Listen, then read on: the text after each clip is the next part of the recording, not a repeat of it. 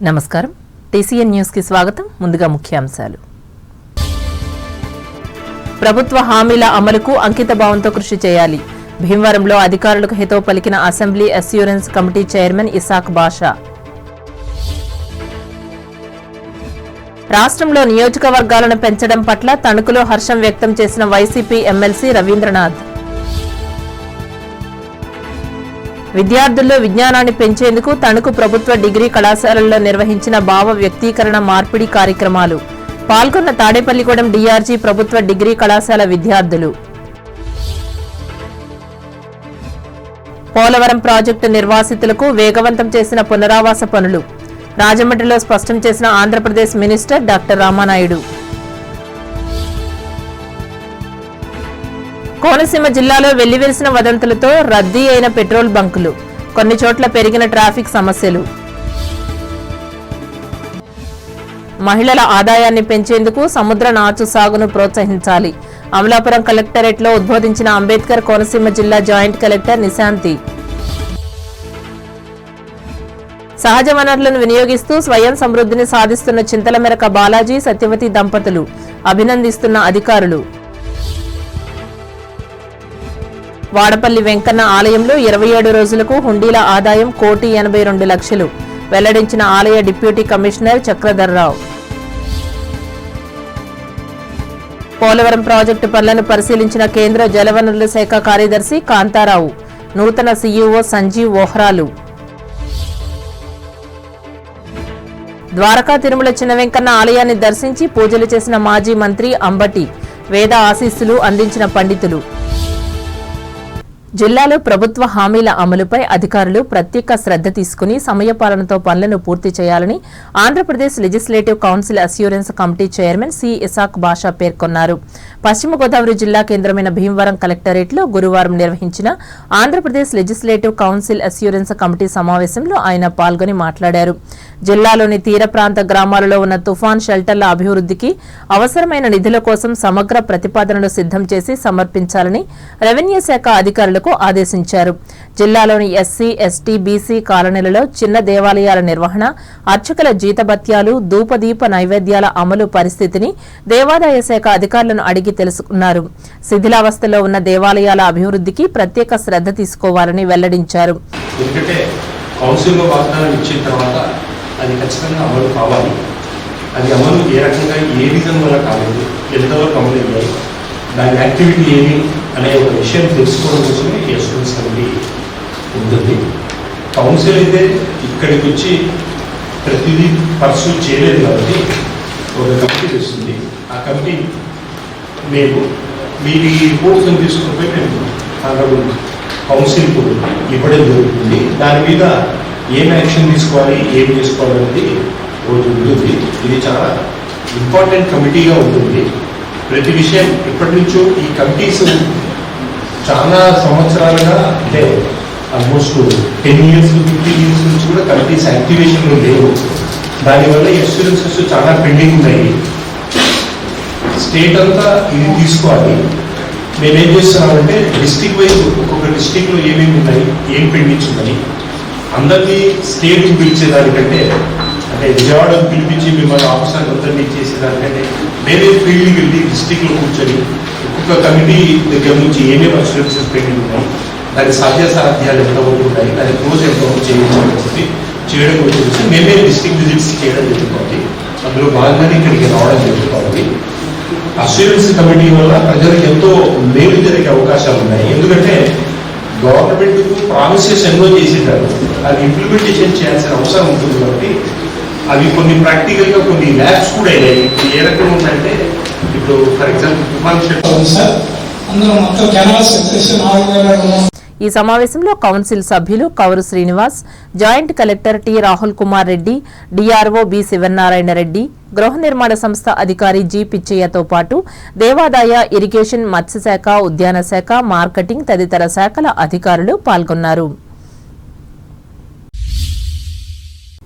లోక్సభ రాష్ట్ర అసెంబ్లీ నియోజకవర్గాల సంఖ్యను 50% పెంచి పునర్విభజన చేయాలని తీసుకునే నిర్ణయానికి తమ పార్టీ మద్దతు తెలుపుతున్నట్లు వైఎస్సార్ కాంగ్రెస్ పార్టీ రాష్ట్ర నాయకులు ఎమ్మెల్సీ వంక రవీంద్రనాథ్ చెప్పారు.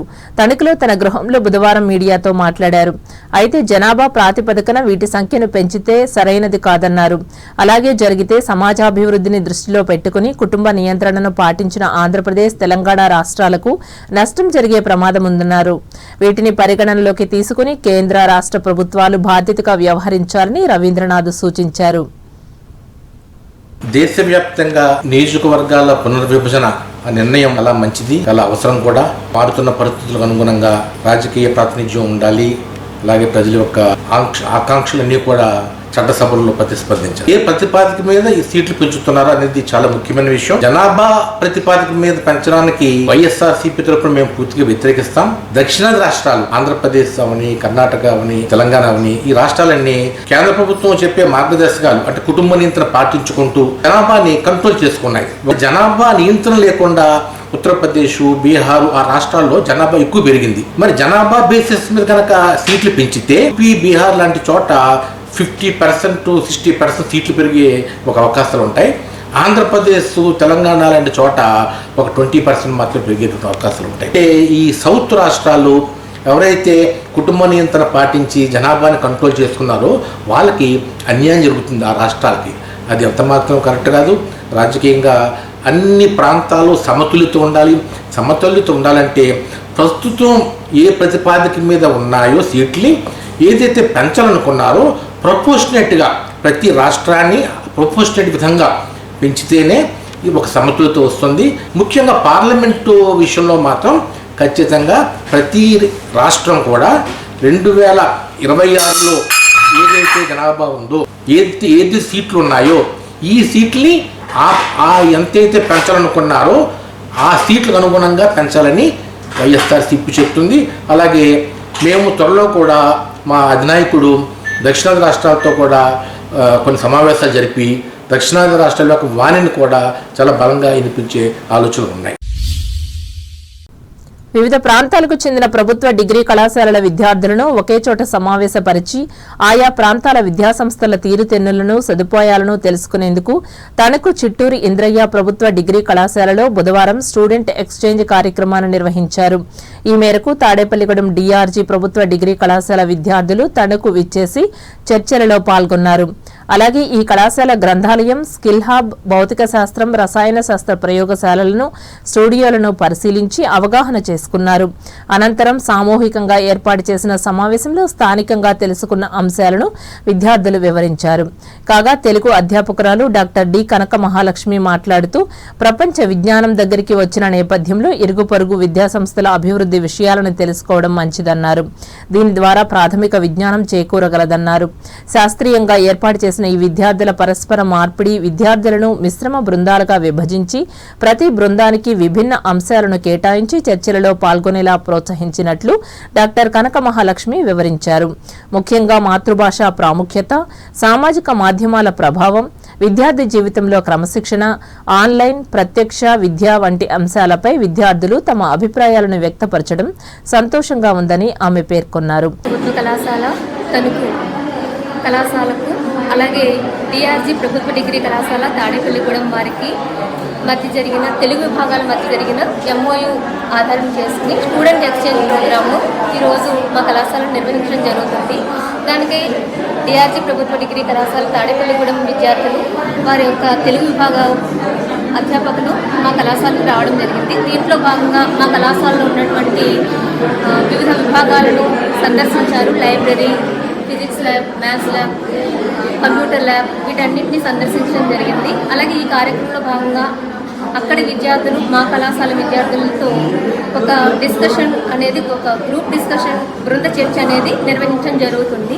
ఈ కార్యక్రమంలో తాడేపల్లిగూడెం కళాశాల తెలుగు విభాగాధిపతి డాక్టర్ ఎస్ గోపాలయ్య, 2 కళాశాలల అధ్యాపకులు బిఎస్ఎల్ పద్మశ్రీ, పి రామచంద్రుడు, విద్యార్థులు పాల్గొన్నారు.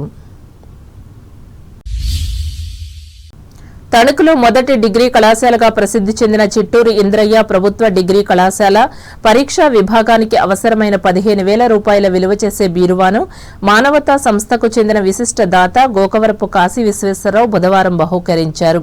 ఈ మేరకు ఆయనను ఘనంగా సన్మానించి ప్రశంసించారు. ఈ సందర్భంగా మానవతా సంస్థ రాష్ట్ర committee convener doctor Koduri Radha Pushpavathi మాట్లాడుతూ విద్య వైద్య రంగాలకు సంస్థ అందిస్తున్న సేవలను వివరించారు. గోకవరపు కాశీ విశ్వేశ్వరరావు గారి గురించి నేను ఎక్కువగా చెప్పకూడదు. మరి ఆయన అజ్ఞాతంగా కూడా చాలా చేస్తున్నారు. రీసెంట్గా బ్యాంక్ కాలనీ లైబ్రరీకి ఆయన కొచ్చీలు ఇచ్చారు. కొన్ని మరమ్మతులు కూడా ఆయన చేయించడం అనేది జరిగింది. ఇంకా ఎక్కడైనా అవసరమైతే నేను చేయిస్తాను అని కూడా ఆయన చెప్పడం అనేది జరిగింది. రాష్ట్ర వ్యాప్తంగా ఏ సీజన్కి అనుకూలంగా ఆ సీజన్కి మేము సేవా కార్యక్రమాలు చేస్తున్నాము. మామూలుగా అయితే అప్పుడే చలివేంద్రాలు చాలా చోట్ల స్టార్ట్ చేసేసారు. ఎండల తీవ్రత ఎక్కువగా ఉంది అనే ఉద్దేశంతో చలివేంద్రాలు స్టార్ట్ చేశారు. అలాగే చిరు వ్యాపారస్తులకి ఎండ తగలకుండా గొడుగులు కూడా ఇవ్వటం అనేది జరుగుతుంది. అయితే మానవతాకి సభ్యత్వాలు ఒక ఎత్తు, ఇంకొక పక్కన దాతల సహకారం ఇంకొక ఎత్తు. ఇలాంటి సేవా కార్యక్రమాలు సమాజానికి అవసరమైనవి మానవత ఎన్నో చేస్తుంది. ఇంకా ఈ కార్యక్రమంలో కళాశాల ప్రిన్సిపల్ సిహెచ్ ఏడుకొండలు, సంస్థ జిల్లా మాజీ చైర్మన్ గమనీ రాంబాబు, జిల్లా ప్రతిభా పురస్కారాల కమిటీ చైర్పర్సన్ బోయపాటి రామలక్ష్మి, పూర్వ అధ్యక్షులు వంగూరి హనుమంతరావు, కార్యవర్గ సభ్యులు డాక్టర్ కె రామలక్ష్మి, సభ్యులు ఆకళ్ల సుబ్రహ్మణ్యం, అధ్యాపకులు పాల్గొన్నారు. పెరుగుతున్న వేసవి తీవ్రత నేపథ్యంలో రోటరీ క్లబ్ ఆధ్వర్యంలో ఈ సంస్థ సీనియర్ మాజీ అధ్యక్షులు పారిశ్రామికవేత్త మల్లిన అరుణసారథి అందించిన 15,000 రూపాయల విరాళంతో తణుకు రైల్వే స్టేషన్లో గురువారం సాయంత్రం 5 గంటల నుంచి చలివేంద్ర కేంద్రాన్ని ఏర్పాటు చేస్తున్నట్లు క్లబ్ కార్యదర్శి గోకవరపు సుధాకర్ బుధవారం ఒక ప్రకటనలో తెలిపారు. ఈ అవకాశాన్ని ప్రయాణికులు, రైల్వే సిబ్బంది వినియోగించుకుని వేసవి దప్పికను తీర్చుకోవాలని ఆయన విజ్ఞప్తి చేశారు. అనకాపల్లి జిల్లా నక్కపల్లి వద్ద ఉక్కు ఫ్యాక్టరీకి శంకుస్థాపన కూటమి ప్రభుత్వం సాధించిన విజయమని తాడేపల్లిగూడెం అసెంబ్లీ నియోజకవర్గ తెలుగుదేశం పార్టీ ఇన్ఛార్జ్ వలవల బాబ్జీ అన్నారు. పట్టణంలోని టీడీపీ కార్యాలయంలో బుధవారం ఆయన విలేకరుల సమావేశంలో మాట్లాడారు. 1,35,964 కోట్ల రూపాయల పెట్టుబడితో నెలకొల్పుతున్న ఈ ఉక్కు కర్మాగారంతో ఉత్తరాంధ్ర అభివృద్ధికి దోహదపడుతుందని పేర్కొన్నారు. వేలాది మందికి ఉద్యోగ అవకాశాలు లభిస్తాయని అన్నారు. భారతదేశంలోని పారిశ్రామిక పెట్టుబడులలో 20% ఆంధ్రప్రదేశ్ రాష్ట్రానికి వస్తున్నాయని తెలిపారు. ముఖ్యమంత్రి నారా చంద్రబాబు నాయుడు, ఐటీ, విద్యాశాఖల మంత్రి నారా లోకేష్లు కృషి ఫలితంగానే ఇది సాధ్యమవుతుందన్నారు. ఆర్నిలార్ మెటల్ అండ్ నిస్సాన్ స్టీల్స్ మరి పెద్ద ఎత్తున 1,35,964 కోట్ల రూపాయలతోటి ఉక్కు కర్మాగారం నిర్మాణానికి శంకుస్థాపన చేయడం జరిగింది. ముఖ్యంగా యువతకు ప్రాధాన్యతనిచ్చే ఈ ప్రాజెక్టు 1,00,000 ఉద్యోగాలు, సుమారుగా 1,00,000 ఉద్యోగాలు రావడం జరుగుతుంది యువతకి. మరి ఇలాంటి ప్రాజెక్టు ఈ విలేకరుల సమావేశంలో టీడీపీ రాష్ట్ర ఆర్గనైజింగ్ కార్యదర్శి గొర్రెల శ్రీధర్, పట్టణ, మండల పార్టీల అధ్యక్షులు Patnala Rampandu, Parimi Ravikumar, AMC vice chairman Mutyala సత్యనారాయణలు పాల్గొన్నారు. తూర్పుగోదావరి జిల్లా వార్తలు. నిడదవోలు నియోజకవర్గ పరిధిలోని ఉండ్రాజవరం మండలం పాలంగి గ్రామ సీతారామ లక్ష్మణ హనుమంత్ సమేత స్వాముల విగ్రహ యంత్ర పునః ప్రతిష్ఠా కార్యక్రమాన్ని బుధవారం భక్తి శ్రద్ధలతో నిర్వహించారు. ఇందులో భాగంగా భక్తులందరి తరపున పుల్లె వెంకట సూర్యనారాయణ, తులసి వరలక్ష్మి దంపతులు ప్రతిష్ఠా కార్యక్రమాన్ని నిర్వహించారు. ఈ కార్యక్రమంలో Andhra Pradesh skill development corporation chairman, మాజీ ఎమ్మెల్యే బూరుగుపల్లి శేషారావు ముఖ్య అతిథిగా పాల్గొని ఆలయంపై అంతస్తును కొబ్బరికాయ కొట్టి ప్రారంభించారు. ఆలయ అభివృద్ధి కమిటీ అధ్యక్షులు నెక్కంటి ప్రకాశరావు అధ్యక్షతన జరిగిన ఈ దైవ కార్యక్రమంలో గన్నమని నారాయణరావు, నెక్కంటి వరప్రసాద్, ఈడుపుకంటి ఉదయ్ కిరణ్, వెలిచేటి బోసు, ఇనుకొండ సురేష్ కుమార్, కరుటూరి శ్రీనివాసులు పాల్గొన్నారు.